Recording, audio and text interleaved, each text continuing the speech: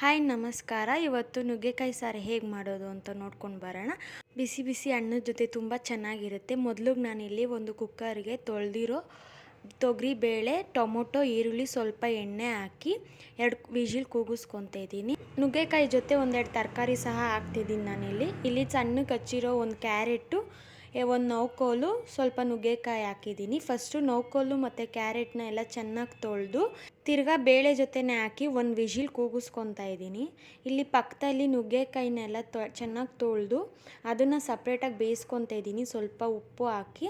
ಇಲ್ಲ ಅಂದರೆ ಕುಕ್ಕರಲ್ಲೇ ಹಾಕಿ ಬೇಯಿಸ್ಕೊಬೋದು, ಬಟ್ ನಾನಿಲ್ಲಿ ಸಪ್ರೇಟಾಗಿ ಬೇಯಿಸ್ಕೊತಾ ಇದ್ದೀನಿ ಸ್ವಲ್ಪ ಉಪ್ಪು ಹಾಕ್ಕೊಂಡು.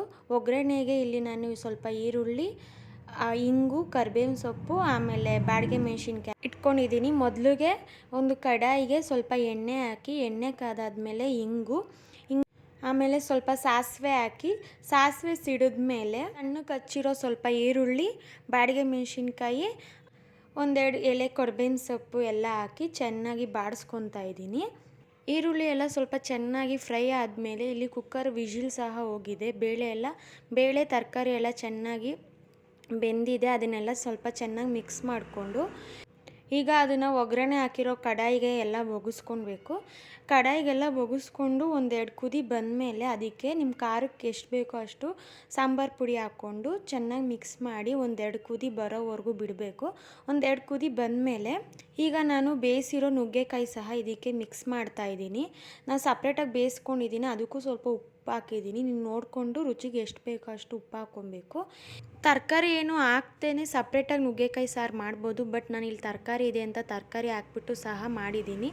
ಇದನ್ನೆಲ್ಲ ಚೆನ್ನಾಗಿ ಕುದ್ಮೇಲೆ ಉಪ್ಪು ನೋಡಿಕೊಂಡು ಮತ್ತೆ ನಿಮಗೆ ರುಚಿಗೆ ತಕ್ಕಷ್ಟು ಉಪ್ಪು ಹಾಕಿ ಇನ್ನೂ ಸ್ವಲ್ಪ ಹೊತ್ತು ಕುದಿಯೋಕ್ಕೆ ಬಿಡಬೇಕು. 1-2 ಕುದಿ ಬಂದರೆ ಸಾಕು, 2 ಮಿನಿಟ್ಸ್ ಬಾಯ್ಲ್ ಆದರೆ ಸಾಕು. ಈಗ ನುಗ್ಗೆಕಾಯಿ ತರಕಾರಿ ಬೇಳೆ ಸಾರು ರೆಡಿಯಾಗಿದೆ. ಸಾಂಬಾರು ಚೆನ್ನಾಗಿ ಕುದ್ದು ಎಲ್ಲ ರೆಡಿಯಾಗಿದೆ. ಈ ಸಾಂಬಾರು ಜೊತೆಗೆ ಬೇಕಂದರೆ ನೀವು ಮುದ್ದೆ ಸಹ ಮಾಡ್ಕೊಬೋದು, ಬಟ್ ನಾನು ಇವತ್ತಿಲ್ಲಿ ಅನ್ನ ಮಾಡ್ಕೊಂಡಿದ್ದೀನಿ. ನೀವು ಸಹ ಮನೇಲಿ ಒಂದ್ಸಲ ಟ್ರೈ ಮಾಡಿ. ಇದಾಗಿತ್ತು ಮಧ್ಯಾಹ್ನದ ಊಟ: ಅನ್ನ, ಸಾಂಬಾರು, ಸ್ವಲ್ಪ ಮಜ್ಜಿಗೆ.